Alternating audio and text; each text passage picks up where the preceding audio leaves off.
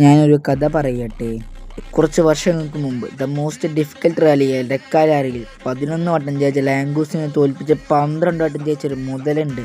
അതാണ് the off road king Mitsubishi Pajero. അതെ, അവൻ തിരിച്ചു വരാൻ പോവുകയാണ്. അവൻ വന്നു കഴിഞ്ഞാൽ അവൻ്റെ മെയിൻ ശത്രു എന്ന് പറയുന്നത് ഫോർച്യൂണറാണ്. അവൻ പോയപ്പോൾ മുതൽ ആ സെഗ്മെൻറ്റ് ഒറ്റയ്ക്ക് അടക്കി വാഴുകയാണ് നമ്മുടെ സ്വന്തം ഫോർച്യൂണർ. തോൽപ്പിക്കാനായിട്ട് MGയുടെ മജിസ്റ്റർ വന്നു, ഫോർഡിൻ്റെ എൻഡോർ വന്നു. പക്ഷെ ഇതിനൊന്നും സാധിച്ചില്ല. ഇവൻ വന്നു കഴിഞ്ഞാൽ ഫോർച്യൂൺ എന്നല്ല SUVകളുടെ രാജാവായ ലാംഗൂസർ പോലും മാറി നിൽക്കേണ്ടി വരും. പ്രത്യേകിച്ച് നമ്മുടെ ഡിഫൻഡർ വരെ അമ്മതിരി പവറുള്ള മുതലാണ്. സംശയമുണ്ടോ? ഉണ്ടെങ്കിൽ പറ. ഇനി ഇവന് വേണ്ടിയുള്ള കാത്തിരിപ്പ്